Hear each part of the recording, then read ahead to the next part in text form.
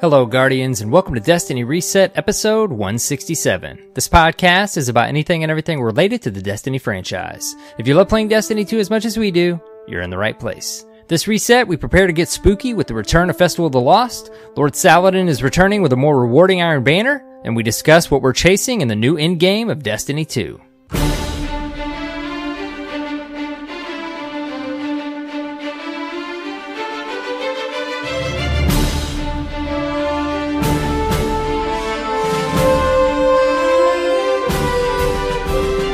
Hello, Guardians, and welcome. It's AER0KNIGHT and CyborgSasquatch. Hey, dude, what's up? How you doing? I'm good. I'm doing good. I'm a little tired tonight. But, you know. These things happen. Yes. And then, you know, late nights don't help that. Yes. That is what the we balance. enlist when we play Destiny in video games. The balance. Yep. It's funny, this is about the time when burnout approaches for many Guardians. Yeah.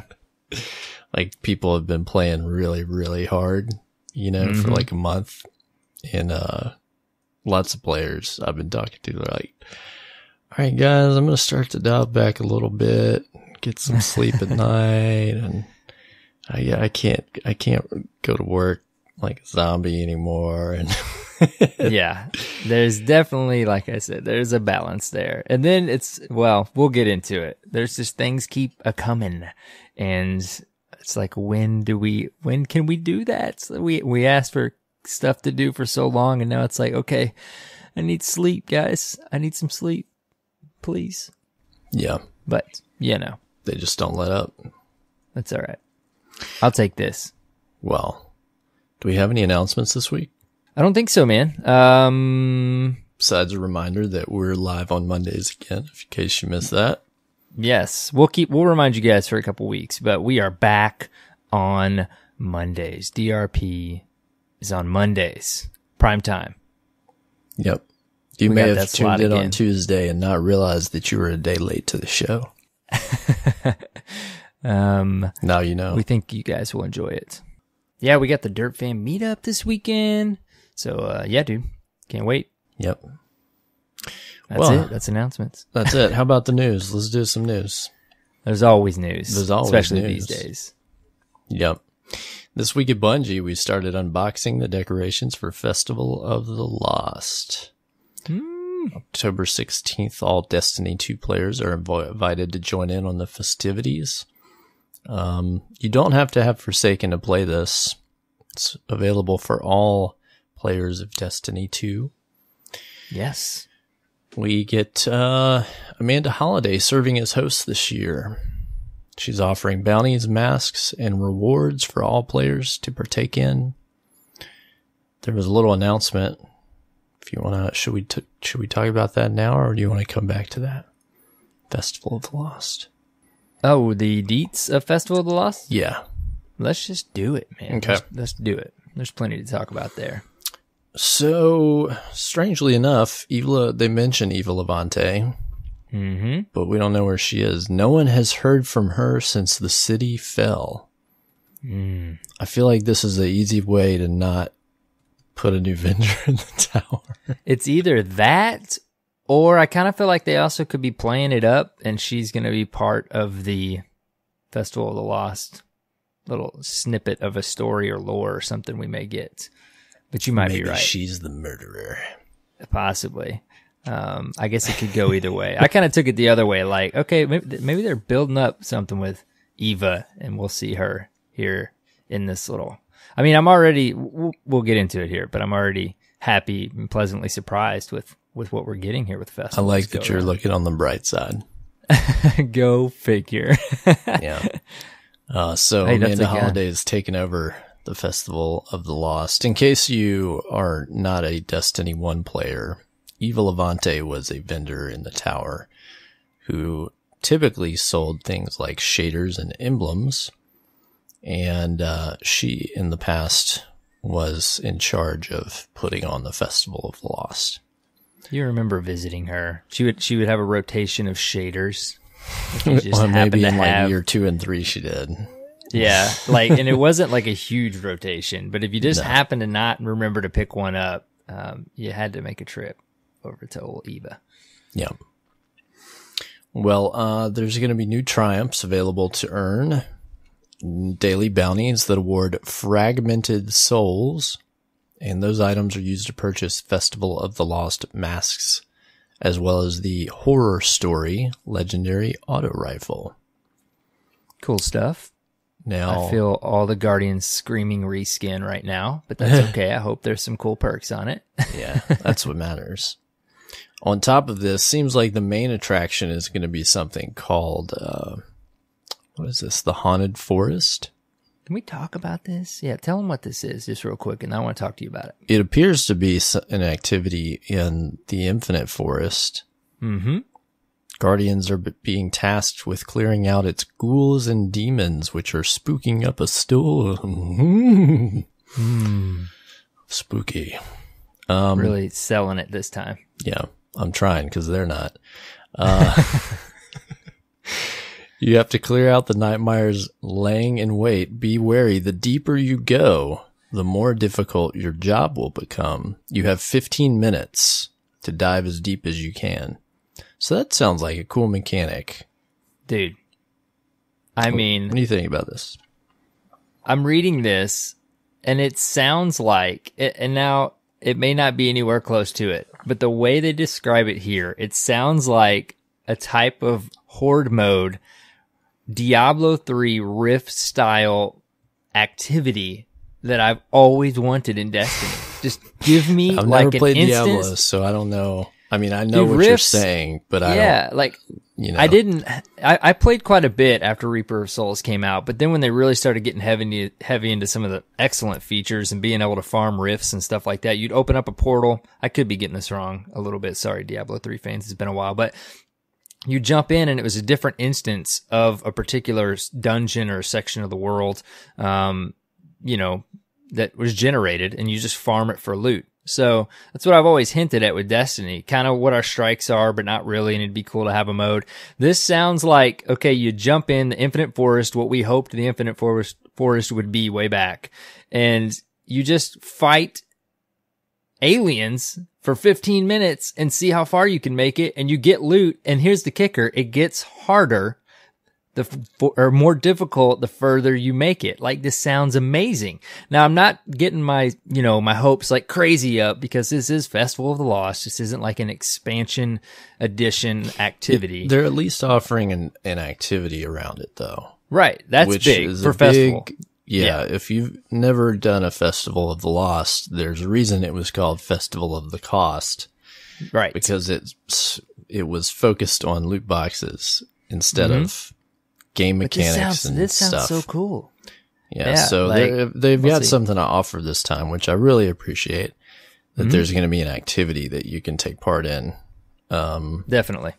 But who knows, man? Maybe it'll be crazy cool, and they just want to see the feedback they get on it, and we see it and or another iteration of it at some point. I think what they're not telling me here, though, is what's the incentive. Right, yeah, you would think, like, there's speculation. Is there, I don't know. As you go, or maybe you can complete it. I've seen that speculated on, and if you do, there's special loot at the end.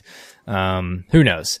But I think also, I believe DMG posted somewhere, I'm not sure if it was just a response on Reddit or not, but that, like you said, you definitely can access this without having Forsaken, but it's because it's like going to be a totally different node somewhere on the director to get you to the Infinite Forest, I guess, to be able to access this. So I don't know, man. It'll be interesting to see. Everybody's going to be able to play it, so it should be packed full of Guardians.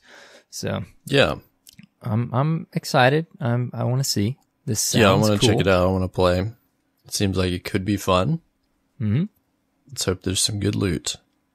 There's some meat to it. It's all about the loot. It's the only thing I'm worried about. I mean, it's Festival of the Lost. It's not a massive, huge event in the past. It seems like they're adding some layers to it. So hopefully this mode will be pretty cool. Yeah, and I think it'll run for, 2 weeks. or maybe 3 weeks. I think it's 3. I think it's 3. It's still the 6th of November. Yeah. Yeah, so pretty good while. Mm-hmm. Next up, they mention a murder mystery. Now, here's what's crazy. I wish that I had shared this with someone. I swear to you, like, just this weekend, I was thinking to myself, whatever happened to Master Ives? Whatever happened to the Cryptarch in the reef? Like, because we know a lot of stuff went down the reef and things are kind of crazy for the Awoken now, and we're seeing, you know, some of those characters with the Dreaming City, and I'm like, where's the Cryptarch? I mean, just this weekend. And then we find out today he has been struck down. I feel like I was onto something. Stinks. Hey, I believe you, man. So there's a murder mystery from now on when you do that, just text me. I will. Yeah, I need to. I should have tweeted it or something. I meant to. I forgot. So the pursuit of Master Ives' killers will take place through a quest line, which adds an additional powerful reward for you to earn each week. The hunt begins Tuesday, October 30th. So, when does this event start? It starts the 23rd, right? I think it starts the 16th. Or does it start the 16th? Yeah, the 16th. But then they say the hunt begins October 30th. Yeah, it seems like there's going to be a little bit of time-gated starts to things, I guess. This in particular, this part of it. So I assume like the... But they say that there's a reward tied to this each week. I wonder if that is a typo or something. I bet so, yeah. I bet the reward for that is specific to it. And maybe... I mean, you would think it was a typo because you definitely can't get it each week. I don't know. Well, I guess we'll find out. It's from what I'm reading, there's going to be a quest that has a step each week. Maybe he doesn't die right away. Yeah. Maybe he's gonna die and they're telling us. I do like this whole theme though. This is like totally Halloween type of theme. It's cool. Murder mystery and stuff like that. You reminded me too, just checking out some of my feeds and some of the stuff, creators and stuff I like to check out on a daily basis. It was noted that they don't even mention armor in this at all. And there are actual armor, Festival of the Lost armor sets that will be here as well. So I don't think they mentioned that in this. Yeah. I'm almost certain that was confirmed by some images. So, yeah. So I didn't want to forget that. You just reminded me of that. Cool. So moving on. Okay. Next up, there will be something called Ephemeral Engrams. I had to look that word up. It means something lasting for a very short time. You will earn these engrams every time you fill your XP bar after achieving the max character level, just like any of the, I think they're called steadfast engrams now. Is that right? Mm-hmm. Yeah. So you will get that in addition to the steadfast engram. So you basically get one of each during the Festival of the Lost. And there will be special loot for the event. You can also purchase them. Some cool looking stuff. There's some ships, a sparrow. Oh, yeah. Some ghost shells. There's a kitty cat ghost shell. Yeah, some of this stuff looks pretty cool, honestly. Some of the art design on some of this. It's not totally Halloween, but there's little hints of it here and there. You can't say this one ship doesn't look like Siva. Right. I saw a funny tweet from a non-pig, and you know the meme with the anime character, and it's like, is this blank? And it was like Destiny 2 players, and I had a picture of the ship, or it was like anything with red vines on it, and they're like, is this Siva? It's a funny meme. It looks like Siva, though. I mean, come on. We'll see. Repurposed. Yeah, it just looks creepy. Maybe. Not, yeah, I think this stuff looks cool, man. And I love it doesn't seem as though it's going to be Festival of the Cost 2.0. I mean, when they're doubling up our XP level up engrams. We're getting one of each and not just one or the other. Yep. I'll take it, man. That's cool. That's the way to do it. And very important, the knockout system is still in place. There will be a knockout system. system. Huge. We won't have a reliving of the cyborg skull mask. Oh man, I hope not.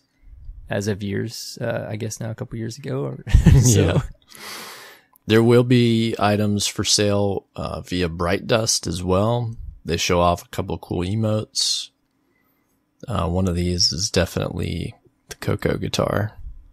Yes. If you know that movie. Dude, I'm in such a tough position this week because I really want the sad trombone. I wish it should be called like triumphant trombone or something, but that emote, I really wanted it. She has it, Tess has it this week, but it's like 3,200 Bright Dust, which I have, but I would like to pair it with this new guitar emote, just do a little musical thing here and there. But, dude, I want to like save the Bright Dust also because I want to. How much do you have? I had like 8 or 9, but I kind of went on a little bit of a spree not too long ago, but I'm back up to 5. I've got dismantled some stuff, some shaders and some Spiros. I do kind of threw out, but I probably could go. I bet you have a bunch of shaders and Spiros and ghost shells that you could turn into some Bright Dust.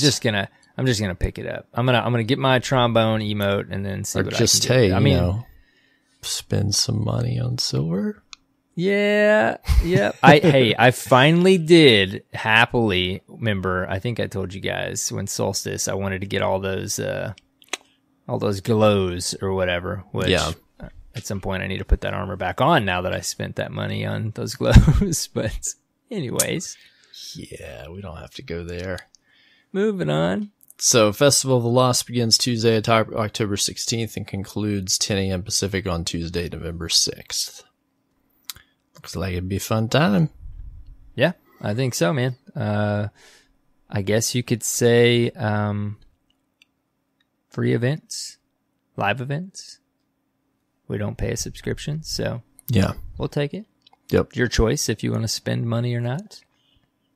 Speaking of spending money, they are announcing that from October 16th, the purchase of Destiny 2 Forsaken will include the 2 expansions from the Destiny 2 expansion class, Curse of Osiris and Warmind.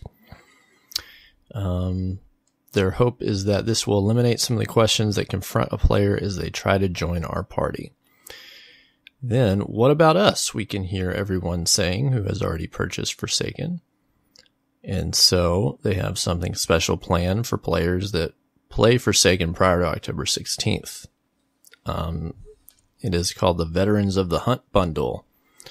Get a unique emblem, shader, 2 exotic emotes, and a consumables bundle.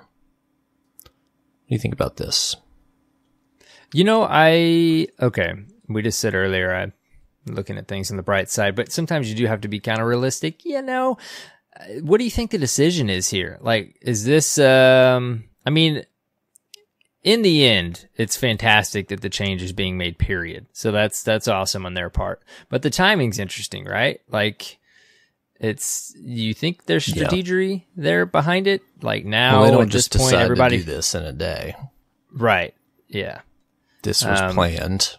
Yeah, I mean, everybody's bought the expansion that was going to buy the expansion initially. So now, you know, I mean, it's one of those things. You can look at it however you want to look at it. I mean, at the end of the day, Guardians are going to benefit from this, and hopefully we get more players in the game. But yeah, what do you think? What did you think when you read this? I don't know. I don't want to be too negative about it. It's, you know, when they put out the collection, that was a really good value. If you hadn't bought it at all, because you were basically getting those expansions for free there. Right. I think the only folks that really people didn't quite look at it that way, though, but you basically were. Yeah.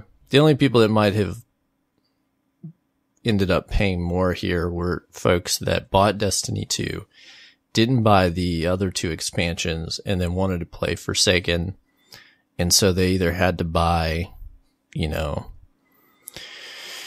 I'm trying to remember the versions here. Jeez. They either had to buy the collection or they had to buy those expansions and Forsaken you know, one way or another, you're paying $60 in the end, you know, which was basically less than retail for those expansions. I don't know. But it does seem though that with this being the case, it seems like the plan was, okay, let's try to get as many people as we can to pay a little bit for that content, and then we'll start giving it away. Which I guess that's understandable, but at the same time, like, most people weren't in it for that content, right? Like, if a lot of people joining at that time, if they could have just only bought Forsaken, they would have been fine with that because they weren't in it to play those expansions. Does that make sense? Yeah, it makes sense. I mean, again, you know, we like to cover all angles of things, and I can see where players would look at this and be like, okay, why didn't you guys do this from the start so that I didn't have to buy those two things? That's always a topic of conversation when new DLC comes out for Destiny, is you got to have all previous expansions, and we understand why, because we revisit those locations and this or that, but why not just do this from the start?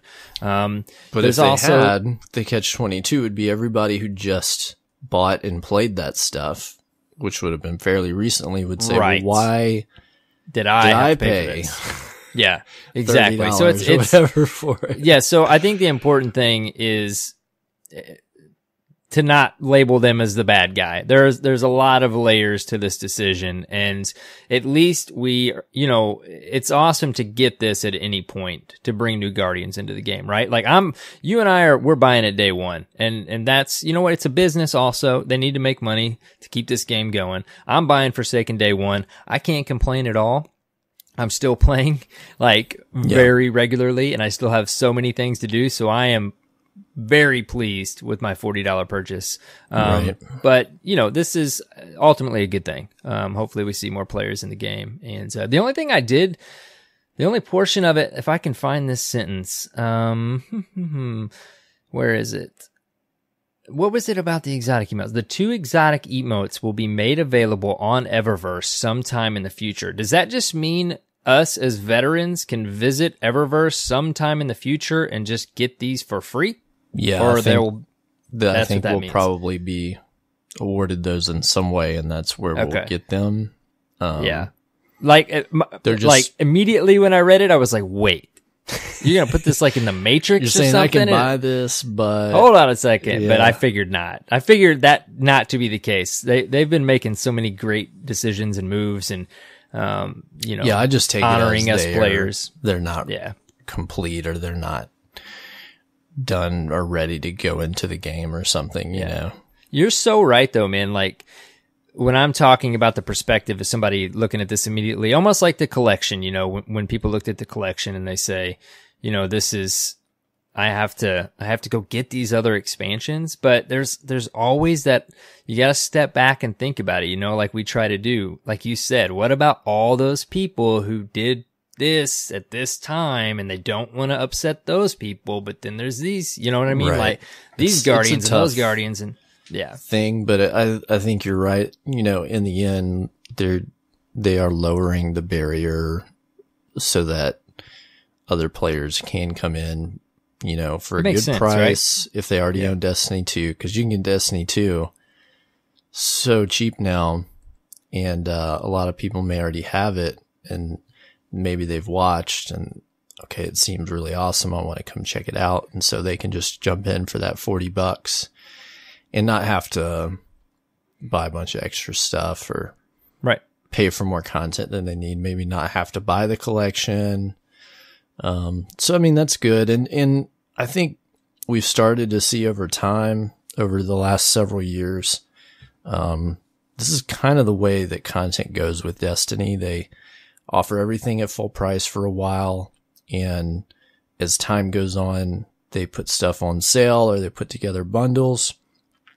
Eventually, if you didn't want to play it right away, I mean, you can get this stuff for what feels like nothing, you know. I mean, at the end of Destiny 1, I mean, you could buy everything for like $40, but you're coming in really late to the party, you know. So you can't look at it as, you know, being put out because you paid full price, because you got that experience for all that time, and you're really paying what the content's worth. But it's like any other item. It's a commodity, and they have sales to incentivize people that are on the fence or whatever. That's just kind of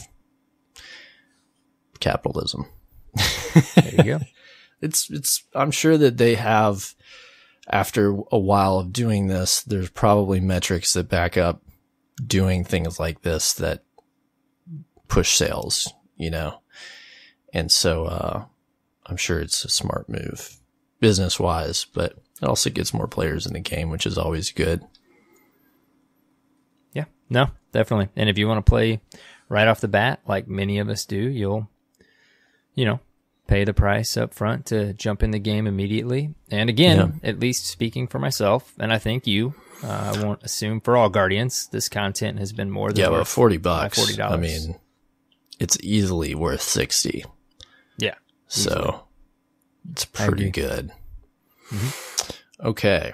Well, next up, Lord Saladin returns. Man, I feel like he was just here. Dude. I say that every Iron Banner. I'll talk about this. Yeah. Go ahead. Time flies. October 16th, he's returning. That would be this reset coming up when you hear tomorrow, if you're listening on Monday. I'm so used to saying on Tuesday. I know, right? Yep. With update 2.0.4 Iron Banner Bounty, objectives and rewards have been updated to address player feedback. We talked about this a week or two ago. Mm-hmm. Every bounty will offer a powerful reward. That's awesome. Fantastic, yes. Yep. And then they changed some of the bounty objectives to make them more attainable. I think looking through these, this seems more reasonable for the amount of time I would want to spend, especially since, even if I put in a little more time, that I would get extra drops from this. And, I was thinking about this today as well. I think that there's something like 27 or 27 plus opportunities to get a powerful reward each week per character, which is quite a lot. But what's great is this offers an alternative if you don't want to do some of those other ones. I was talking with friends this week, and the great thing about the way they have that system now is that if you're not interested in the power grind, or if you're reaching the end of it, it doesn't become as important to do every single one of them. And you can spend more time doing just the things that you're interested in, right? Mm-hmm. Whether that's Crucible or in-game PvE activities, or, running Nightfalls, or just like whatever. There's so many things you can do now.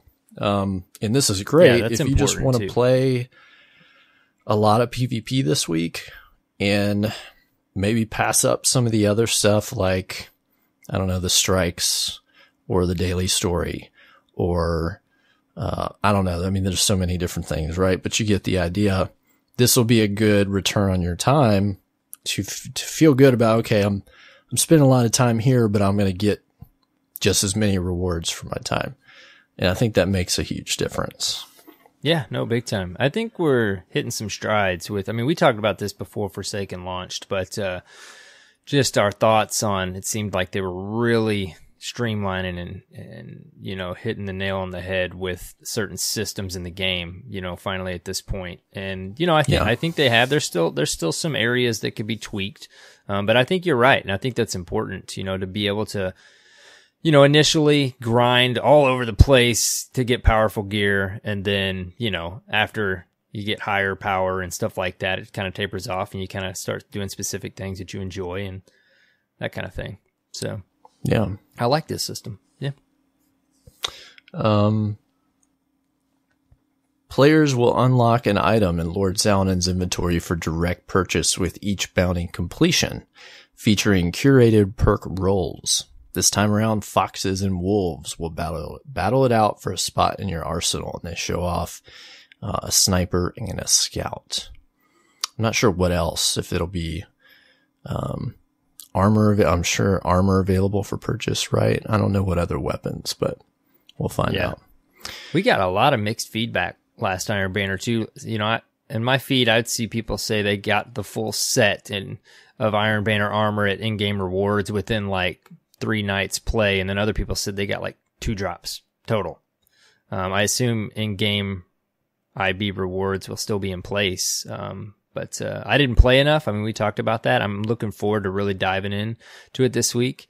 I did have that thought like, oh wow, this is launching right when Festival's launching. I feel so bad sometimes for Iron Banner because it really is such a fleshed out, great activity, but it always seems like there's something else to pull away from it a little bit, right? I would assume, you know, you'll knock out probably in the first couple of days what's going on with Festival. And then, I doubt that what they have will be something you're running every day, or maybe you could. I don't know how repeatable the spooky forest, the haunted forest is going to be, but you know, it's another option depending on what you like to play.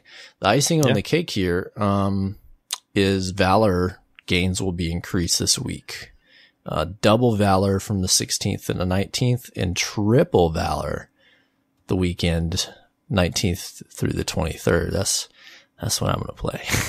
Yep. I've already reset my Valor once. So have you? I haven't done that yet. I'm sure there's some triumphs with that this season, right? Yeah. And we were talking before we started recording in the titles, of course, there's some resetting required. Okay. So, yep. All right. I'm going to work on that. I was confused. They lead off with that by saying, what am I missing here? They're looking to earn some masterwork cores on top of everything. And then they say the double. What am I missing there? I don't know. I was having a hard time correlating that as well. When they mention the Valor, they say looking to earn some masterwork cores on top of everything above. For the duration of Iron Banner, Valor gains will also be increased. My only guess is maybe because when you reset, you get legendary? Yeah, you get rewards. Is it like masterworked weapons? I think there's a chance, but you definitely get powerful rewards, and obviously it's going to be legendary, but you're not guaranteed masterwork cores for breaking down those legendaries. So I'm not sure. You know, this reminds me, I don't want to forget this episode. The hot topic is still masterwork cores, but dude, the struggle is real for mod components. Oh, that's where the real drought is. Like no one's, dude. I mean, maybe I'm missing it, but no one's talking about mod components. I spent all of mine. I had like 50 or 60. And you know, maybe a Braytech Scout rifle was in there somewhere here or there, but I haven't had any in forever. I can't buy any more mods, and I'm not getting them at all. I know you can get them, you know, of course, tough, if you break down, you know, old exotic gear and stuff, but, yeah. Anyways, random little tidbit there. Let us know if you guys are having the struggle of the mod components. I haven't bought a mod in probably 2 weeks. Yeah, I've gotten really stingy. There's been some I would like to buy, but I didn't because I have maybe 30 or 40, and I'm like, there's a couple mods that I'm waiting to come up that I really need for builds for like the raid and stuff, and so I'm holding on to them, but I'm not getting any out of anything. I mean, not anymore. I might have gotten a few. I did go and dismantle a few more things that were sitting in my vault, and I got some out of that. Yeah, it's tough out there. I've been sitting on like 1 or 2 for a couple weeks. I don't know if it's my daily, or at least not daily, but every play session I go visit Spider and buy 2 cores. If that's keeping me alive in my cores, I run out of planetary materials way more than I do masterwork cores. I've actually had to go out and farm some just to infuse, and I've been infusing pretty regularly at the point that I'm at now. But yeah, dude, the real struggle is mod components for me anyways. I mean, I have a lot of hours in, I feel like, and you know, you get a ton of legendary gear, especially when you're doing stuff in the Dreaming City, and like you're just killing lots and lots and lots of ads and majors and yellow bars. There's tons of stuff dropping all the time, right? And I mean, every night I probably dismantle dozens of items, right? And you would think with that many items that you're pulling apart, especially Dreaming City items, yeah, you would be getting, I think part of the problem is there isn't enough mods dropping on loot. I think that's part of the problem with the economy. I think that they factored, or they expected you would be pulling mods off of gear that had trash rolls or stuff you didn't want, or maybe you just really wanted the mod that bad. But it is so rare for a weapon or piece of armor to have a mod. I'm super surprised when I see something like, oh, holy crap, this has a target acquisition mod. This is amazing, you know? And I keep it because I don't have any mod parts, so I'm not dismantling it. So I think that might be part of the problem. I think they may need to adjust how many mods are dropping in the wild. And then there needs to be a system that will allow you to not farm them, but at least earn them. Get some. You know, gunsmith bounty seems like the easiest way to do it.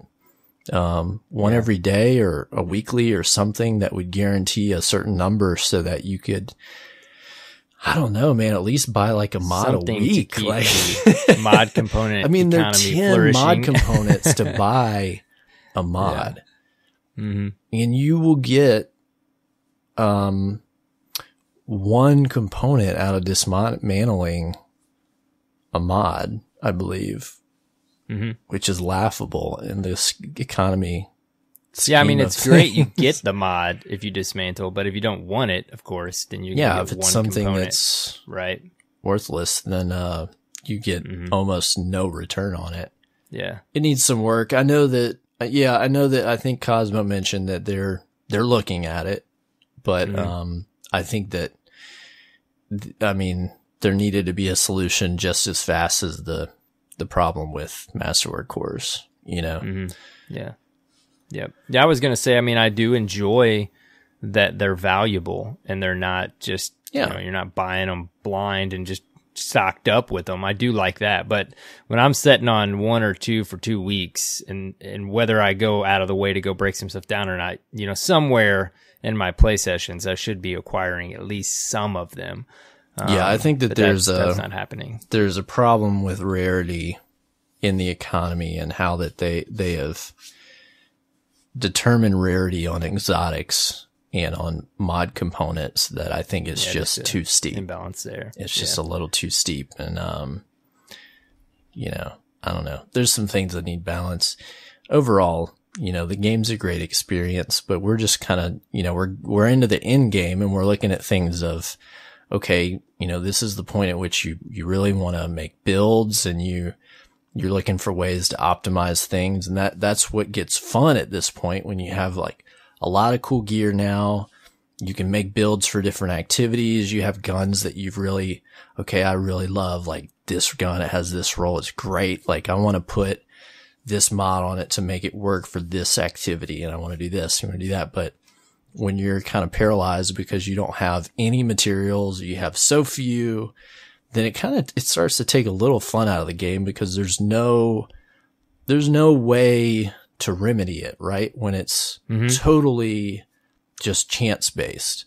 It's one thing if it's a resource where, you know, like you mentioned, planetary materials, you know, okay, if you ran out of something, you can go and you can do some bounties on the destination and you can run around patrol.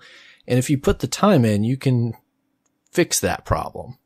Right. But with, partly with cores, but definitely with mod components, there's no solution. So it's just, you're just stuck until you get lucky, I guess. Come across some, you know?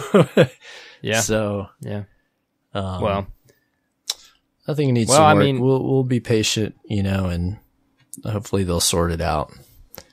Yeah, and we're interested, tweet at us, guys, at Destiny Reset. We're interested. This is a random tangent that we wanted to hit on this week, but let us know if you guys are having the same struggle with mod components. Yeah. I'd be interested to hear. Yeah.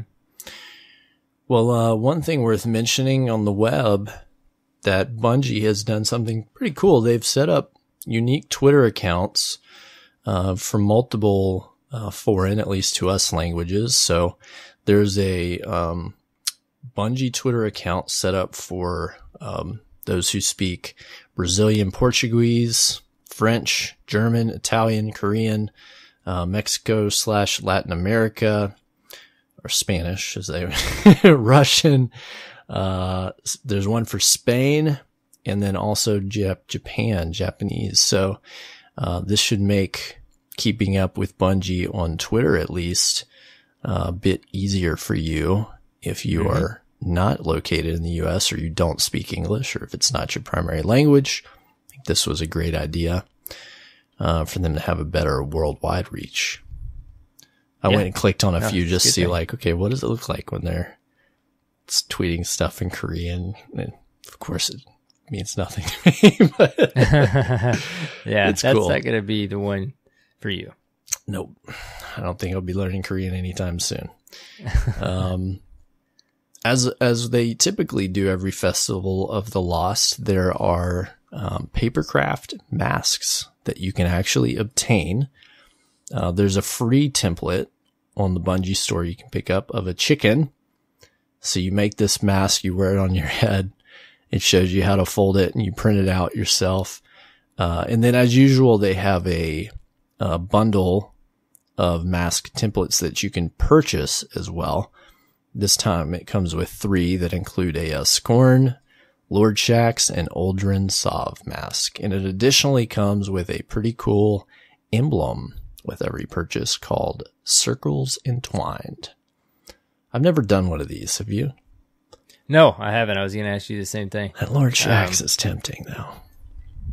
Yeah, it's very tempting. It is. Yeah, they look cool. We didn't talk about the masks much either. I'm excited to have those back, honestly. I'm assuming they're going to be cosmetic. I'm talking about the ones in game now. Yeah, we did forget to talk about that, huh? Yeah. I remember hunting for those back in the day, too, man. I wanted Xur, and then the classic, every weekend there was a video of somebody pretending to be Xur. Right. And actually getting Guardians to run up to him. There's going to be plenty of, Guardians cosplaying characters and videos of such. That's Can't wait. Part of the big fun with the masks is you can put them on your character and then do silly stuff and make videos, and it cracks people up. I don't know. I'm not as excited with the masks this year. I think the novelty has worn off for me after a few years. Yeah. But I do think that there's going to be plenty of Destiny 2 Guardians, newer Guardians. They're going to love Guardians, this. Yeah, to experience it. Because they didn't have this last year, so. I guess maybe part of it is that fun that happens with it. Do we have Festival last year? No. No, we didn't. No, we didn't. No, we have not had it yet in Destiny 2. Okay. I guess it's just, like I said, that fun vibe about it. I definitely see where you're coming from. It's not that it really adds much to the experience for you. It's just that, I just think that Skull Mask just burned me for good, man. Oh, yeah. We can't talk about that. We got to mention at least a couple times. Still hurts in an episode about Festival of the Lost. Hurts too much. I understand. Hopefully these will be more straightforward to obtain. It seems like it will, because it doesn't. I don't think they're tying this into the Eververse this time. Dude, I think Eververse, you go do bounties and you get a resource that then you can buy them with. So yeah, Eververse, dude, is so. Sometimes, like I usually am just setting on 3 facets, but I do really like the Matrix, because I burned, like, I think it took me all 3 of them to get something I wanted last week. And then I built up 2 more, and I had like 50% of the items this week. And I'm like, okay, I'm just going to do one of them. I like to just at least save one. So of my 2, I used 1, and I got the chaperone ornament, which is exactly what I wanted. So Eververse has been kind to me. It's good. I like the way it works right now. I do like the facets as well. I've actually, I bought some silver when Forsaken released. And I didn't spend it all, and I've used a little bit, buying additional facet rolls, because there was stuff I wanted, and it provided a little more, direct path. It's not as simple as, you just buy the item you want, but I did get the thing I wanted out of it, and I didn't have to feel like I was just rolling endless loot boxes. So. Right, yeah. Dude, the current state of Eververse, we will not get crazy off on a tangent with this topic, but I am so pleased with the current state of Eververse. I even, with the free silver we got with the Forsaken launch or whatever for pre-ordering, whatever that was, I spent that silver that I got there and got the like Whisper of the Worm ornaments and that stuff that I never really feel like too pressured to spend money. I'm getting engrams every time I play, and there's the lockout system. Last week I went to the Matrix and I already had like 80% of the items. I don't remember how many are in there. Is it 10 that are in there? So I had 8 of them already. So it's like, okay, if I want one of the two, I've got 3 facets. More than likely, I have a pretty good chance of getting those 2 things. But anyways, we won't get off on that tangent. I've been pretty darn pleased with Eververse as of late. Yeah. So yeah, it's moving funny. On. Yeah, I just read. I think Paul Tassi had an article just this past week about Eververse, and he was talking about how it's kind of evolved, and it's essentially a system now where you don't really have to spend money anymore. And how, but it's a good thing. It's a really good thing for the player because you don't feel like you're getting pressured into spending money to get what you want, like it used to be. And then he mentioned some cool things they'd like to, he'd like to see them do instead of, how they used to kind of twist your arm a little bit to spend money on silver. He said like it'd be great.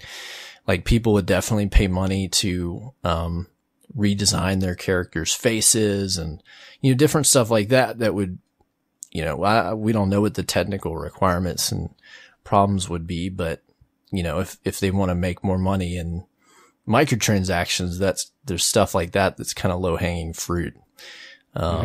That I think people would be, they'd feel okay with that, right? They'd feel okay spending money on things like that. So I don't know. Go check that out if you want to. I guess one of the telling factors is it's not a hot topic everywhere. That means it's not that intrusive. That's good anymore. Yeah.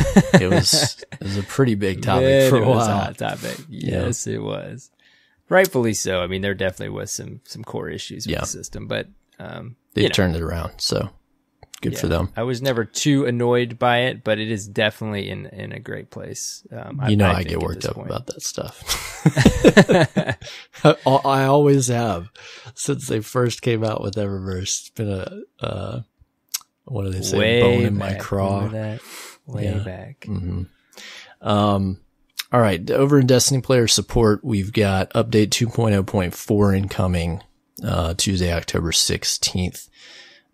Destiny 2 maintenance will begin at 7 a.m. Pacific. No downtime expected. At 9:45, if you're in activities, you'll be removed and return to the title screen to take the update. 10 a.m. Pacific, they expect to be done. And you'll have 2.0.4. This is a important PSA here. There's an issue in the Last Wish raid where some players might sporadically encounter guitar errors as they make their way through the raid. While the issue is under investigation, you should be especially aware of it as you make your attempts at the Petra's Run Triumph. If you're not aware of what that is, it is essentially a flawless raider triumph to complete the Last Wish without anyone in your fire team dying. And they mention this because if someone is returned to orbit due to any error, it will make all players ineligible for the triumph. Man, that would stink. If I was attempting this right now, I would stop attempting it for now. Yeah, no, I mean, we've been talking about this. We weren't going to try it anytime like soon, but I don't think we've had a raid yet without somebody getting booted.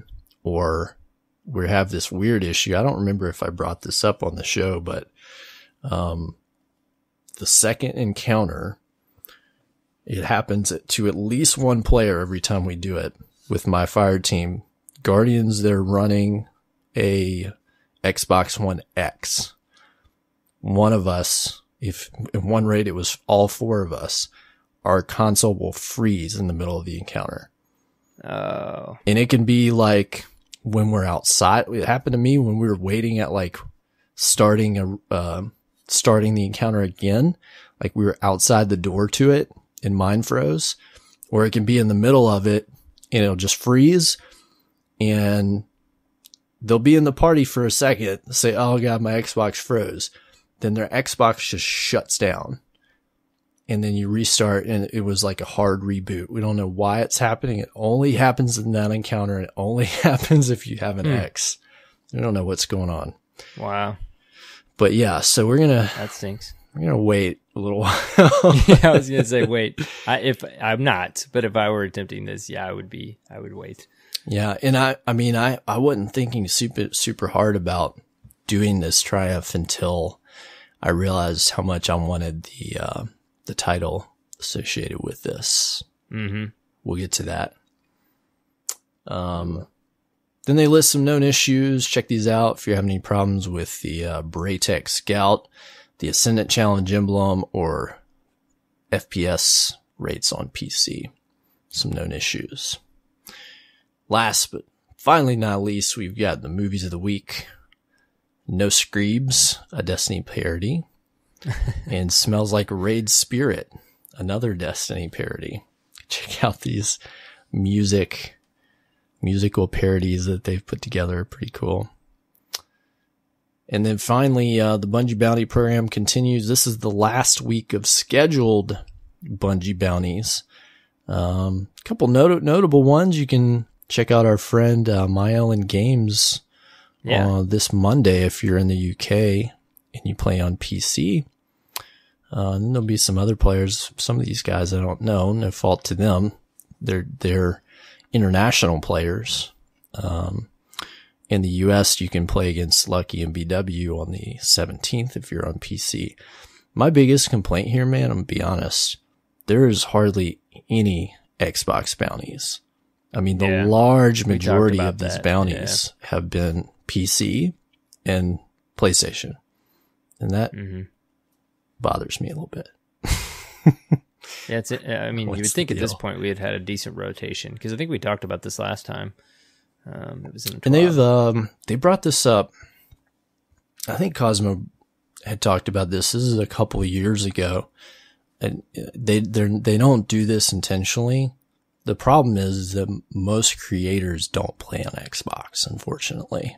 Yeah. And I remember mentioning at that time, like, I'm gonna try to get more Xbox players, but I think that, they're not gonna, if they have folks that they want to do the bounty with, they're not going to say, well, sorry, you're on PS4. We need an Xbox. You know what I mean? Right. But I hope that they will in the near future, seek out some players that do play on that console or could do it, say, hey, would you do it on Xbox?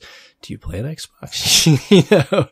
Cause I would like a chance to one day match against, for 4 years, I've never either been at work when this happens, or they're not on my console, or they're not near my region.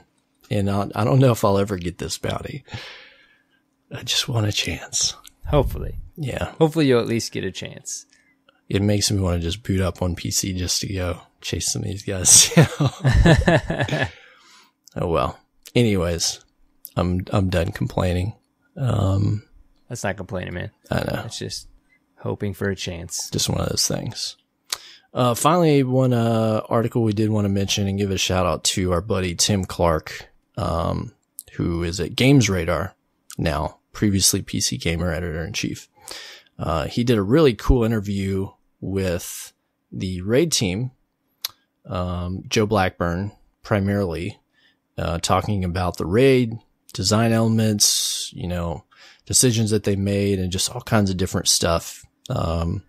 Personally, I really always enjoyed Tim's coverage of the game. Mm-hmm. Well, dude, he's plays. Yeah, he plays, right? If you heard him when he came on before, he's a pretty hardcore Destiny player. And I think what I like about his coverage is he always manages to ask the things I would want to ask. So whenever he does an article, I eat it up. So shout out to Tim. Go check out this article. There's not necessarily news in there, but it's a great read. If you're interested in, what goes on behind the scenes, if you're interested in the raid, and we always want to support our buddy Tim and the work that he does over there. We're going to try. Definitely, I think we need to try to get him on again soon. Yeah, I think so. I think it's about that time. Yeah. It was cool. I didn't make it all the way through this article yet, but one part that was cool, about a quarter of the way through it, they talk about how they all get in a room together, like anyone that's involved, I guess, in the raid creation process, and like the very beginning, and they just start spitballing ideas. Like, just go read it, guys. It's super interesting. Like Cyborg said, there's not anything like crazy new info leaks or whatever. It's just a peek inside of how they do some of this stuff with the raid. So very cool. Yeah, that's great. And in that vein, it's also worth mentioning, if you are familiar with Destiny Community Podcast, they had some of the raid team on a couple weeks ago. Yeah. To talk about the raid and kind of about a lot of the same things. And it was a really good episode. I listened to that this week, catching up a little bit, and I enjoyed that a lot. So go check that out as well. Anytime you can kind of just get behind the scenes with Bungie devs, I enjoy hearing that stuff. And, Pope Bear does a really good, he usually kind of runs the interviews per se, when they do that, and he does a good job. So go check it out. Definitely. Yeah. Is that all the news? I see a note here about Black Armory. Yeah, you know what? I kind of wanted to throw out a question to our listeners. We don't always cover a lot of this stuff, and we definitely want it to be pretty substantial and pretty credible before we do. We kind of mentioned something last week, but we're interested and you guys, your feedback on, if we feel something is credible enough, if you would want us to cover, future expansion DLC, annual pass, in this case, leaks that are starting to come about, data mine surface. I don't know. We never really venture into that too much, and I don't know that we will, but we could always scratch the surface of it here and there. The whole reason we're mentioning this is because there's been a ton of Black Armory leaks, if you will, pretty credible rumors, at this point. Data mines, rumors, just data different mine stuff. Yeah, that we do keep up with all that stuff. We're interested to hear from you guys. Tweet at us or email us at Destiny Reset or Destiny Reset Podcast at gmail.com. Let us know if you'd be interested in us covering it again. We're just careful Cyborg to call it news if it's not official. Right? Yeah, we don't really dive into it a lot, and we probably won't fully at any point, but we do want to cover some things that are pretty credible, and if you guys would be interested in that, we would want to know. So anyways, to wrap this up, there are definitely some things going on in the Destiny social feeds right now. I'm sure many of you are aware of Black Armory content, info leaks, not 100% confirmed, but pretty credible. So if you guys are interested, just kind of go check your feeds, and you will see it. If you don't want to be spoiled, don't do it. Don't click. All right.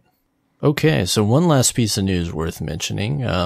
Once again, we've got an update to the Bungie Rewards Store, or the program, whatever you want to call it, with in-game accomplishments. So this is pretty cool. If you're familiar with, in the game, we have different triumphs, and there are different titles you can earn associated with certain categories of triumphs. I believe the different ones are, this is not the titles, but the categories are Lore, Destinations, the Dreaming City, Gambit, Crucible, and Raids. And they actually are offering a unique, it's called an exclusive premium exclusive premium medallion pin for each of these titles you earn. There's Chronicler, Wayfarer, Cursebreaker, Dredgen, Unbroken, and Rivensbane. And so it comes in a really cool little clamshell box, and there's a pin for each of these that has the emblem or the insignia associated with each.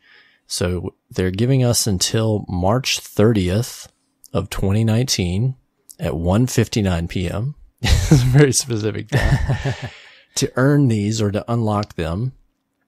And you'll earn, once you have it, you can go to the Bungie rewards portal, get the discount code and go to the Bungie store where these are live. Once you earn them, you can order them. They are $19.99 each and made of antiqued bronze metal. These are pretty cool, man. I was, if you know me at all, you know I collect Bungie stuff. And very specifically, I like to collect Bungie pins, and they really got me with this one. Mm-hmm. Yeah, we were talking about the titles and stuff before the show, and while I would like to get several different titles, I am definitely hunting that Crucible Unbroken, and I would love to have that pin for sure. Yeah, there's a couple of these I know I can pull off getting without a ton of stress.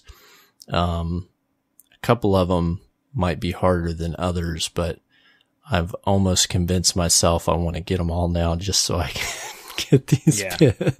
To have them. Yeah. Well, you've always been the pin collector for sure. Well, and I've always really liked the part of way back in Destiny 1, I had a real fascination with earning Grimoire score, and I never did hit max Grimoire score in Destiny 1. I always wanted to. I got pretty high, but the Triumph score is very, it's the same concept. But these titles are really cool, unique, part of that system that I like a lot. And, I've been watching one of the team members that was, I forget what their job title was. They're one of the contract, employees that went up to Bungie to help work on Endgame. She goes by on Twitter, I think it's Raythona. And, I follow her on Twitter, and she's been chasing, Triumph score, and she's like over 50K, which is insane already. Wow.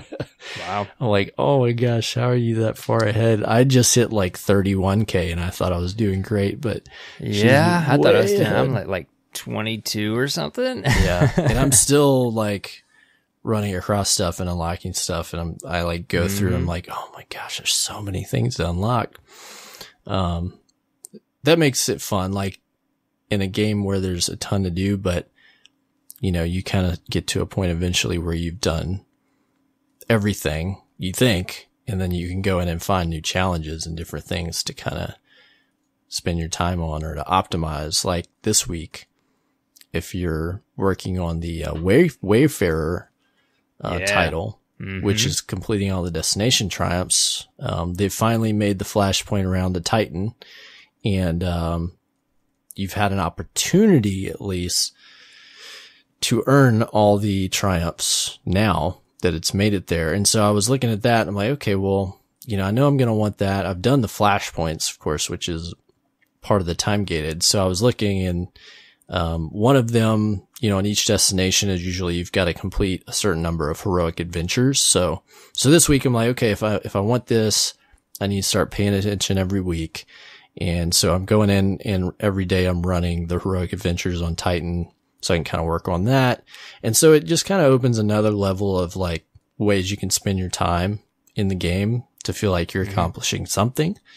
And, ultimate record book, dude. Yeah. And then, when I'm playing Gambit, I'm looking at the same stuff. Like, okay, what can I do in this match, or what do I need to be trying to do, to open another triumph or just whatever. So I like that part of the game. Dude, big time. I mean, Guardians were asking for that for a while. So yeah, I mean, it adds a lot of depth. And it's so cool how they're adding this physical reward, Oh yeah. Like a thing that you can only get if you accomplish that in the game is such a cool idea. And even that's why I kind of want the Luna's Howl over the Ace of Spades. Right. Even as simple as a little pin, it's cool. It's very cool. Yeah. And there's multiple layers to it, right? I mean, we've talked about each layer. But I like the titles being as exclusive as they are. Obviously, we'll see more and more as time goes on, but they're not easy. No, it takes some work, some effort for any of them. Yeah, takes some skill. Like you see it, if you inspect somebody and you see it, it means something. They went out of their way. They took the time. They made sure they did these specific things, and they got that title. Right. You just don't see it everywhere. So. I think the most common one. The other big one too is it shows how they enjoy playing the game. Right. Right. Yeah. So that's the other piece of it. Yep. I think the most common title I've seen so far is Dredgen. I won't say it's the easiest to get, but I think it's the most accessible, I suppose, in terms of like there's only one step that is a little gated, and that's getting the malfeasance. That's one of the last things I need to get there. And so I know if I give it enough time, I'll have the opportunity to get that, and I won't be far from that title. So, especially with the increased spawn rates. Yeah, that's what I'm waiting for. Couple more weeks. All right. Well, that's all the news this week. Let us know, what title you're chasing. I'd love to hear what interests you. Yeah. I know you're going to be after the Unbroken title, right? Unbroken. Yeah. Get that What's your first badge. again? You going for the? I really now I want the Dredgen, and then I'm definitely going to go after Ribbonsbane long term. I think that one might be one that will take the longest because it requires your team to go in and do a lot of different runs and challenges, and I think that's going to take some time. And then there's, a pretty cool Dreaming City one. I don't think even everything's unlocked to do that. Same thing with the lore one. That's going to take some time for stuff to unlock. I mean, a lot of these I think I can get. It's just going to be a question which ones and what time, Yeah. It's almost like now we're like, can we just have a couple weeks of downtime, to work on some things? No, you guys asked for this. You want content. We're stacking events on events. And before we know it, Black Armory is going to be right on top of us, man. Yep. I mean, we're already at that point where we're at the leaks about and 2 months away. Of future content, and yeah, we'll have a little downtime, I think, in November, where I think things will be a little more chill for a little bit, but and then it'll be Black Armory right there. So, yep. Just get your time in while you can to spend it with your family. It's going to be more content. All right, man. It's about that time. It's about that time, Cyborg. Yep. How was your reset, buddy? It was pretty good so far, man. I'll tell you what, I've got some accomplishments to note this week. I have hit 600 power. Oh, nice, dude. Yep. Very nice. I've finished the Last Wish raid. Very cool. And raid episode coming soon. Yep. And I have reset my Gambit rank finally. Very nice. Those are some of my achievements. And very cool, man. I'm getting along in getting my hunter through the campaign. I'm having a really good time with the Way of 1,000. Is it Way of 1,000 Cuts? Is that right? Oh, yes. Yep. I really like that super. I think it's because for a second I thought you were going to say you got the exotic No, weapon. I won it. One of my fire team members did, and I was excited for him because he really wanted that specifically. And he was the only one that got it to drop in the raid, and it's really funny because somebody else had it, a buddy of ours. And have you heard about the audio glitch with that gun? Yes, I have. We experienced that in the raid the other night, and everybody was like, what just happened? Like, oh my God, it's so loud and obnoxious. And we saw what all the fuss is about. It's pretty loud. But oh my gosh. So I was playing with my friend that got it last night, and we were on Titan, and it is absolutely insane and overpowered. Like how effective this weapon is. He was shooting the fallen walkers in the event, and he could shoot one of the legs once and it would knock it out. And then he shot the crit point once and killed the walker. Oh wow! I mean, I love that we're in a place of. I love the place we're nuts. in Destiny now too, where we've got things like 1,000 Voices and Sleeper, which we've talked about Sleeper some, but all that's going on in the game right now, and there's some crazy, cool, powerful stuff, and everybody's over here like, man, I don't have any Masterwork cores, dude, or mod components. It's like we're in a totally different world of Destiny now, man. Yeah. Everybody's like, it's all good. I mean, maybe tweak it a little bit, but I mean, that thing is crazy. Some of the videos I saw when people started to get that, dude, it is unbelievable. Yeah. Like the if fact more that people had it, people would be going nuts over it. But it's so rare. For sure. For sure. Yeah. I love that though, dude. It's like the Vex all over again. Exactly. Amplified. This is like year one, like month one Vex broken. Like you point, but I love how and it's dead. Like you said, not too many people have it too. That's what it's all about too. Seeing that drop for your friend in the raid on the final boss, you're excited, man. Like, of course you want it too, but you're excited for your friends to get it. I mean, it's great for them to use it in your fire team because everything just dies. Right. Right. Can't be too disappointed. The heroic modifier is solar this week, and it's just unreal. So wow, I have yet to see it like actually in game with the fire team. It's pretty good. It's pretty good, man. I'm jealous. I want one. That's something I'm hoping for. So, so I mean, that's most of what I've gotten into this week. Once I got my Titan up to 600, and I was pretty happy about that. That's awesome, dude. Congrats. Spent a little bit of time just running around doing different triumphs and reset my gambit. I was happy about that. Now I've decided I'm trying to go for 3 resets. Oh, cool. This season. Cool. I think if I can do one a month. In gambit, you cruise through that. I like it a lot. I mean, I've had friends that are almost on their second reset that have a lot more time to play it. But it comes down to like once you get in the latter parts of the rank, like you really need a team, just like in comp. Earlier in the ranking system, you can do a lot of it solo. In Gambit, it's pretty forgiving because in the earlier ranks, you get a good amount of points, even if you lose. But as you progress, you get less and less for a loss. And then by the last rank, you only progress with a win, and you really need, a team most of the time. Yeah, I forget about that. I forget about that being in place. Yeah.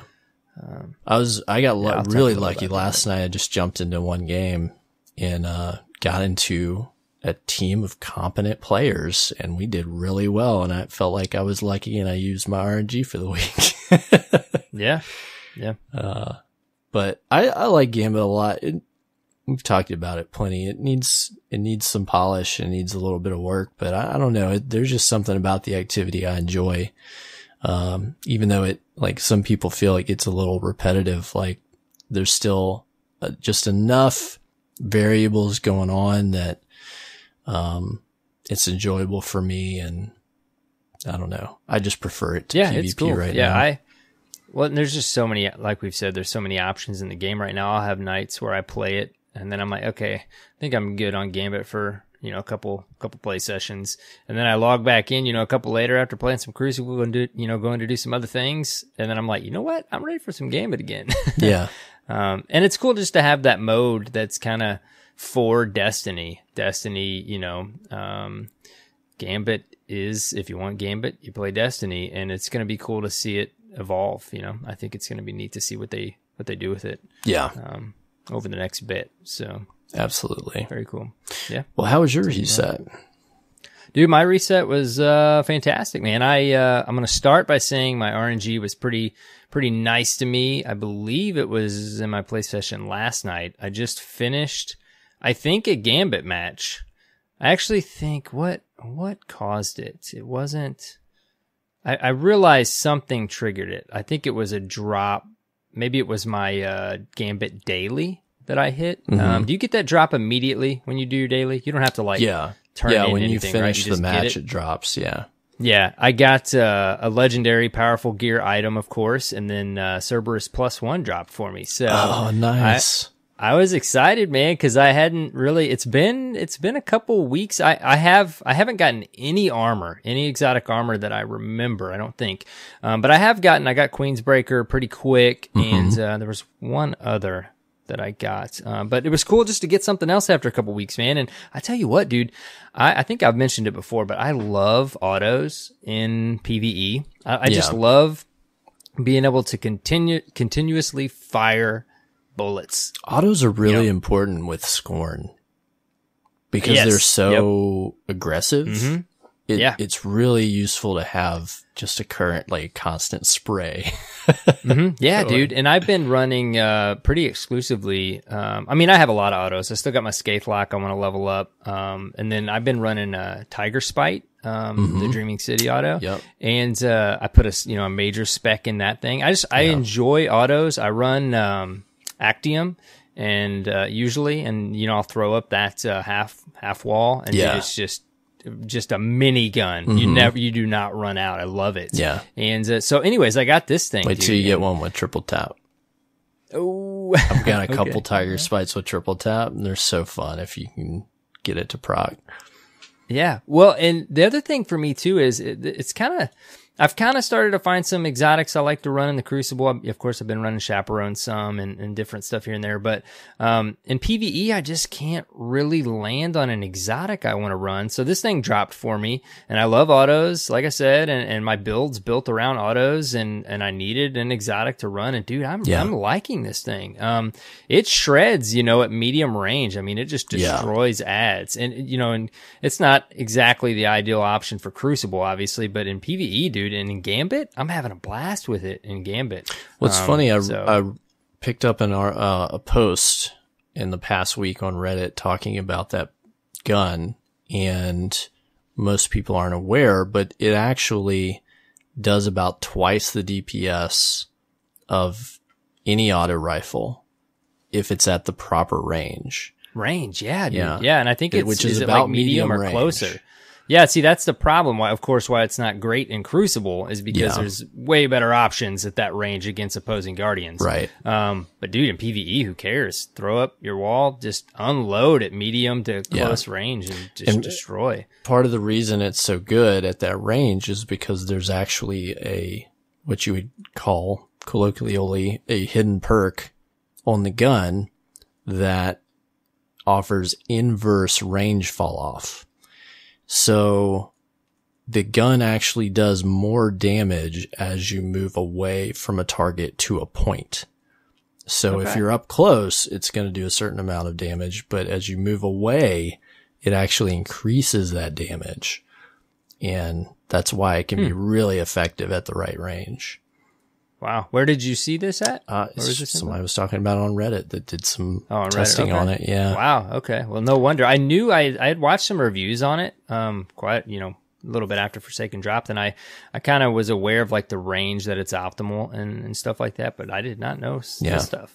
So it's really good. Dude, I'm loving it. I don't think it's the best. It's probably not the best gun for single target DPS. Unless you have something that has a really big crit spot, in which case you're getting a lot of bullets to crit. Throw on melting point, back up a little bit. A big old ogre, it could be awesome. But I think the way, you're describing using it, like it's against a lot of ads or a lot of clustered together ads, it can be really good.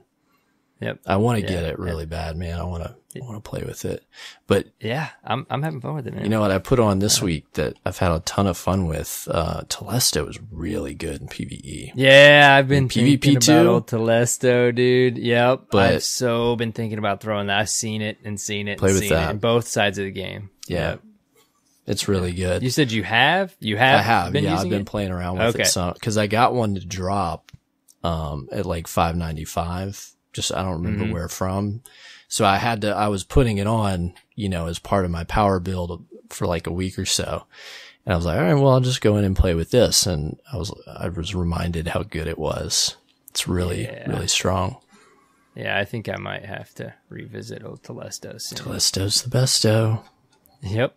Yeah. Well, anyways, man, I got that to drop. I was pretty excited, and being an auto lover in PvE, and Did my Dreaming City stuff, of course. I've been just starting with that. I didn't do everything. I'm setting it, man. I've spent so much time in the Crucible. We play the game so different. I'm pushing 560 now, so I'm pretty pleased with that. With how much I put in. I played a Crucible a lot, like in week 2, and week 1 was PvE, week 2 was Crucible, and then I went hot and heavy back on PvE, and I've kind of jumped in the Crucible here and there. I did big time, like I said, in week 2, because I'm over halfway through Heroic, so I'm pushing Fabled. I haven't increased that much since I talked about it last a few episodes ago, but I jumped back in and I'm like, I want to progress in the Broadsword quest and the Luna's Howl quest at the same time, run Pulse and Hand Cannon. So I'm running Trust, of course, but I jumped in a couple times. I play solo quite a bit, and I don't have the Bygones yet from Gambit, so I'm getting like destroyed by Bygones over and over and over again. I haven't even gotten one to drop, and I played Gambit a pretty decent amount. So I decided this week, I'm like, I'm not getting back in the competitive playlist until I have Bygones from Gambit. Period. It's good, like man. I've got to get it. So, anyways, with that, I've been grinding Gambit quite a bit. I'm almost to the 3rd rank of Fabled. Pretty darn close, actually. Yeah, you're almost there. I'm hoping to pick it up. Like I said, I played a decent amount of Gambit. I am enjoying that. But I will tell you, man, I had to hit on it this week. We talked last week about being a solo player and getting destroyed, and you just, at a certain point, you just need to get your team. And now I didn't consider the rank I was at in Gambit, but man, I had, I think, at least one, but maybe 2 different play sessions this week where I went into comp for a couple games, and then I played some Gambit. It was like a probably 2 to 3 hour solo play session. And I mean, it was just loss after loss after loss. And I'm thinking about like our conversation we had on the show last week. And while it is still true, definitely at a certain rank for sure, you need to go in with your team. Dude, it's hard to take that advice or that response when you're just getting beat into the ground. You're like, okay, I just want to play the game, man. Like, play. Can I just play? Like, I just want to jump on a play. I can't. I'm not getting a fire team together right now. So I feel you Guardians out there that have had those play sessions recently, because it happened to me this week. But dude, with that, it kind of goes hand in hand, because I played after that. Like you said, I got with this random group of blueberries in Gambit, dude, and we just did work. Like 4 or 5 game streak, just awesome. Completely random. I think there might have been 2 clanmates in there, and then 2 randos, me and another guy. But yeah, so either way it can happen. It's just, man, it's painful sometimes when you have those almost full play sessions of just loss after loss. Yeah, no, I've been there. I will rage pretty hard in Gambit when it's like, I think I'm just gonna go watch a movie. They're not playing well, and I get pretty it's upset. Like I saw, it's the classic. There's been so many great gifs, or not gifs, but memes of about Gambit, like, especially of Gambit. Yeah, dude. Yeah. But like I just saw a Guardian earlier. Like, we could bank, and he did finally run over, he or she. And then I see him like stop and get the heavy power ammo before he drops his motes. And I'm like, okay, seriously? Like come on, dude. Drop the motes and get the bank so we can bait. What are you doing? But anyways, it's entertaining. But anyways, that's been my reset, dude. I'm getting this Bygones, and I am diving into competitive. I'm really still enjoying PvE. I love jumping on that side of the game. But dude, it's time to grind Luna's Howl. I know I'm only like pushing 560, but it's time to grind Luna's Howl and that broadsword. I really want them, and I don't want to get close to like I know the quests will still be there and I'll still be able to get it, but like, I don't want to get close to the end of the season. Yeah. I just want it. Like, I know I can get it after the season, but I just want it.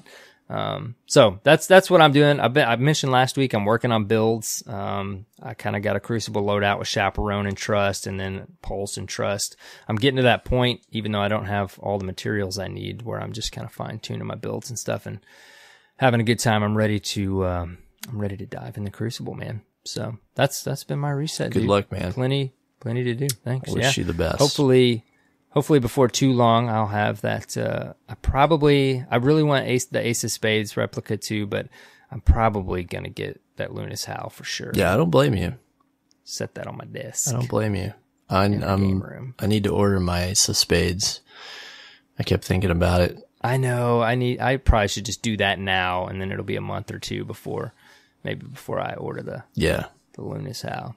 Yeah. Do you have any motivation to grind any of that stuff, dude? I don't know. It's not high, man. I've thought about it in the back of my mind. Like, I think if I achieve some of the other things in the game that I want to do, and I have the time, I might consider it.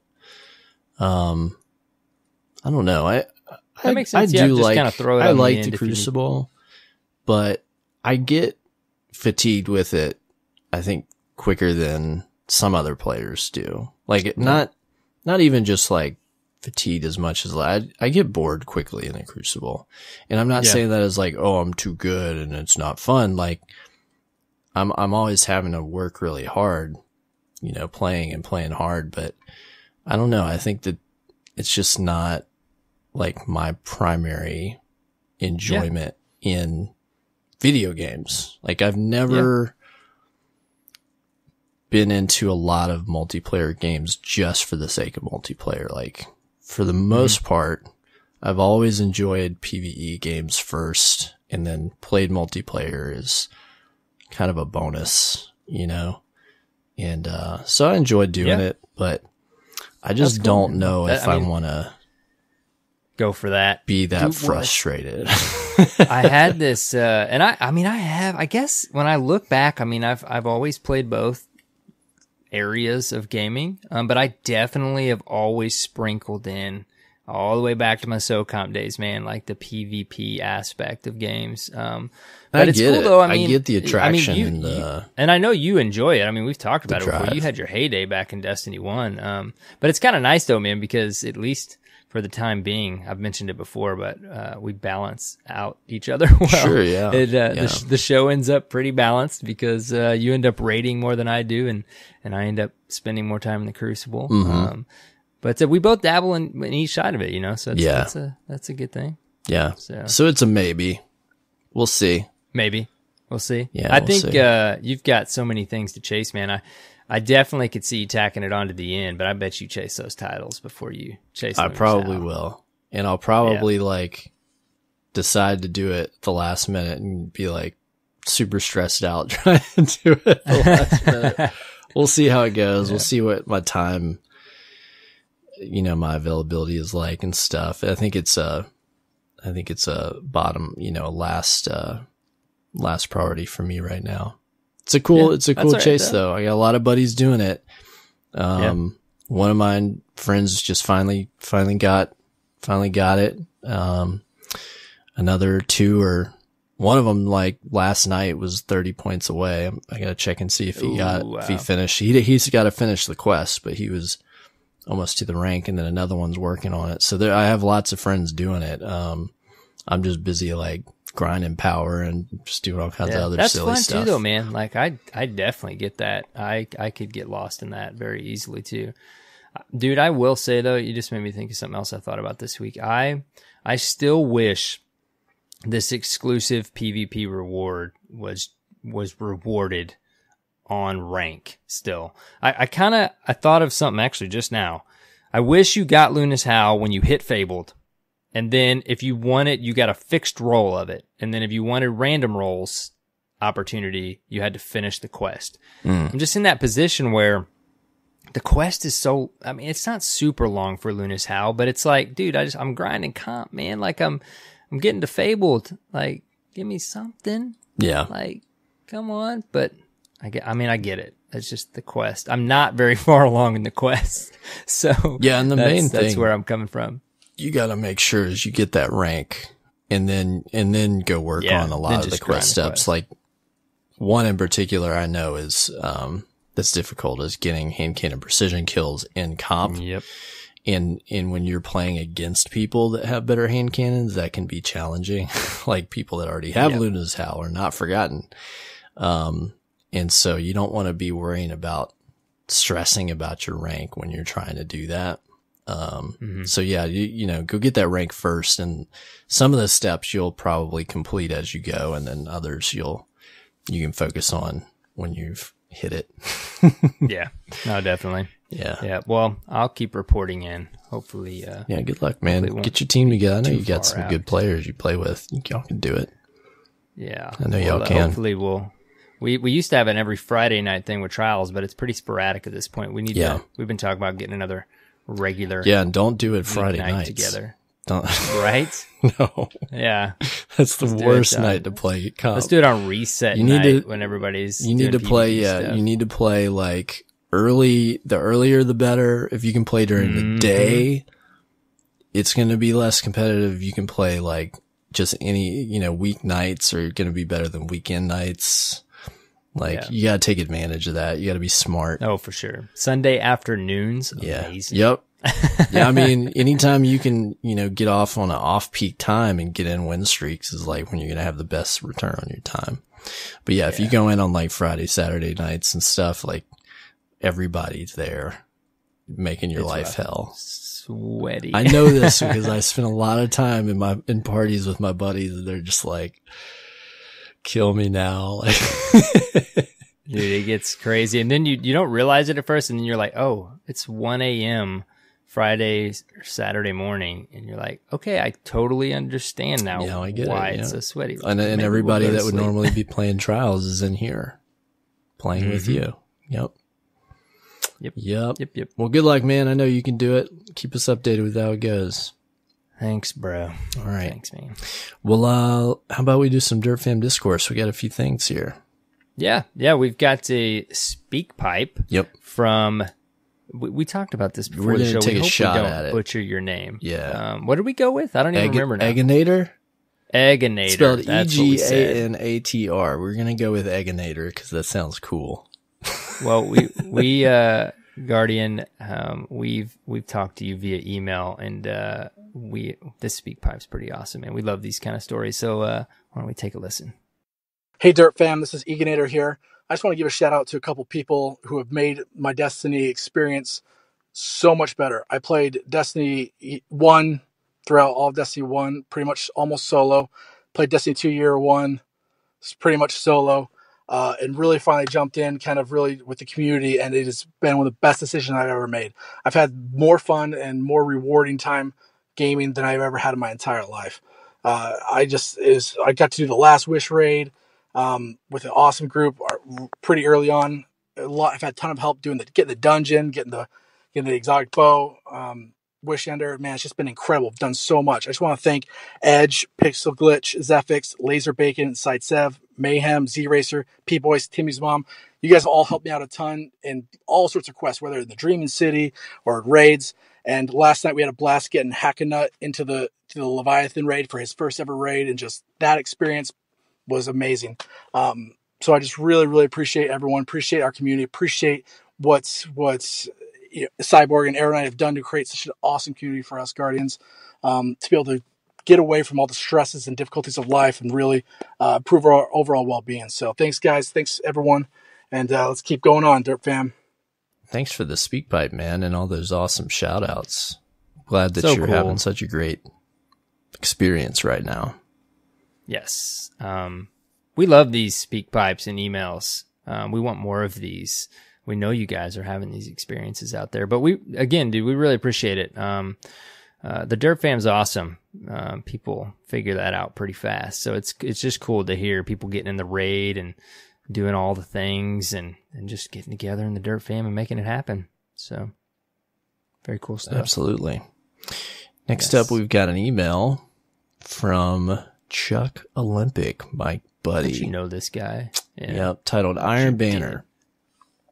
He says, "Good day, Guardians. I was listening to your most recent episode post Iron Banner week and enjoying the discussion regarding rewards and the merits of enabling power in a PvP setting. I personally love the idea that power matters in this mode because it provides a level of competitiveness and balance that's otherwise lacking in 6v6 quick play.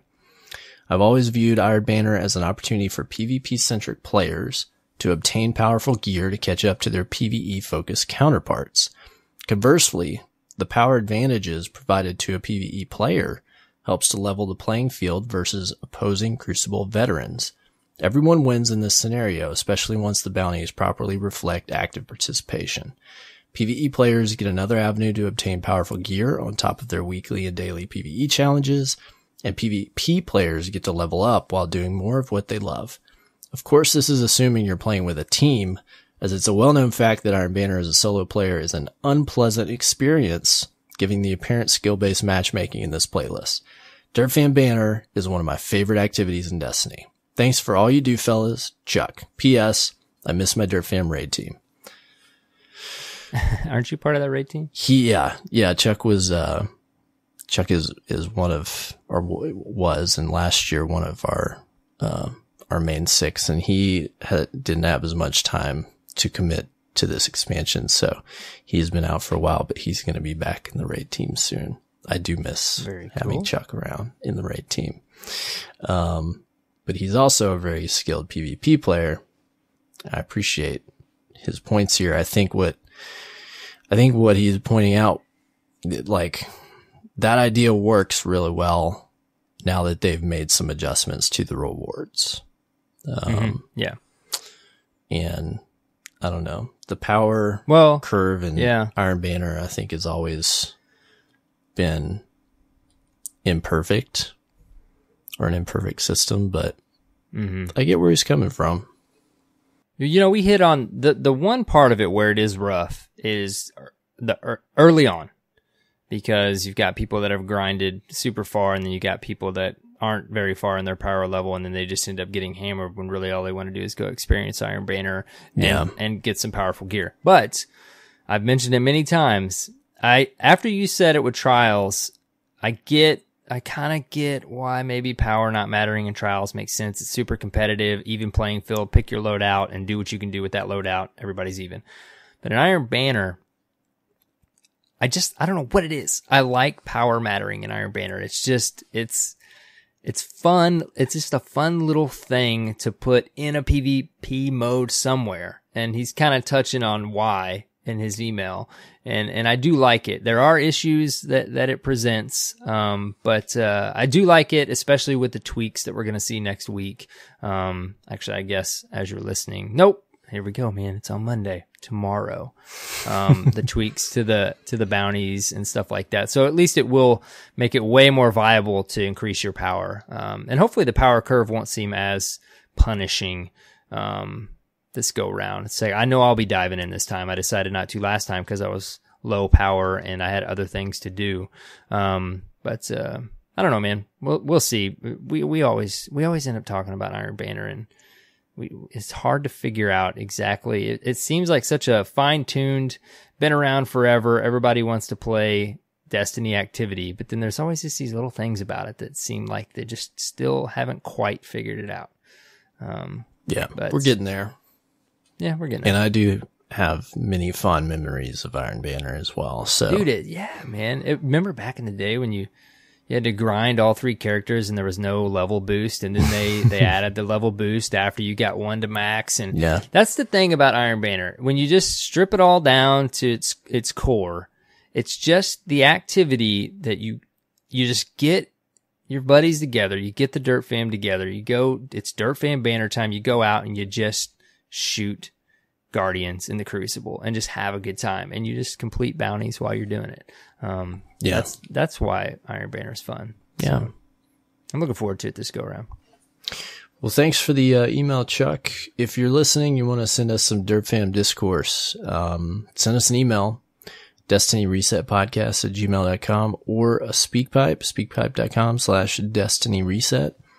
And let us know what you think about what's going on in the world of Destiny 2 Forsaken. So many things right now. I know we have some new patrons to shout out this week, right? We do. We got some big shout outs. Saint 14 Project. Wow. Thank you guys so much. Special little shout out to Average Joe there. We've chatted with him and those Guardians for quite some time now. Really appreciate the support there. Egginator. Is that what we went with? That's what we're going with. Egginator. Thank you again so much for the Speak Pipe and the Dirt Fam patron support. And then Mayhem K.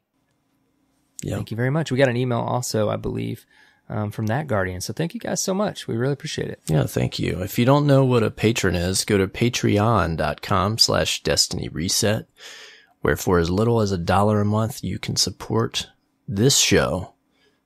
We appreciate every patron. You get a couple rewards if you become a patron. You get a shout out on the podcast, you get your gamer tag on our website, and you get an invitation to a Discord channel just for Dirt Fan patrons and supporters. So if you support us, we appreciate you as always. And you make a really big difference for me and Arrow here. Make it easier for us to do this. Nice, man. We've talked about, which we'll talk about in a minute, Apple Podcast reviews. But when we get those emails and it just talks about that you enjoy the show, you enjoy the community, everybody's so nice, we love that. We do. Makes our day. Yep. Yep. All right, man. Let's wrap this thing up. Where can people find you? You can find me on, man, I feel like I have stuff everywhere. Twitter, YouTube, Twitch, Instagram, Facebook, AER0KNIGHT with a 0. What about you, dude? Awesome. You can find me on Twitter at CyborgSasquatch and Mixer, same thing. Finally, you can find us at Destiny Reset on Twitter. Follow us for updates on what's going on with the show. Keep up with your Destiny news and also giveaways and things that we regularly put on our Twitter. And finally, you can find us on the web at DestinyResetPodcast.com. That's your source for all things DRP, including links to subscribe to us on your favorite podcast app of choice. Thank you for your Apple Podcast reviews. We've got a couple new ones this week. We do, man. Why don't you give him a shout out? One Stabby and Delta Dave. Thank you for your reviews. If you're listening on Apple Podcasts and you haven't left us a review, please do. Those they help us get seen by more people looking for Destiny podcasts on that platform, and that means a lot to us. Dude, these last two, I think they both mentioned that we're their go-to Destiny podcast, and that is such an unbelievably cool thing. Yeah, to read. So cool. In a world with a lot of Destiny podcasts, we appreciate that. Very much. Yeah. It means a lot. Yep. All right, man. All right, dude. Well, I have one more rank to grind in Gambit. And better get at it. I'll have my bygones, dude. Good luck. Thanks, man. All right, guys. Until next week, have fun playing Destiny 2 and take care, Guardians.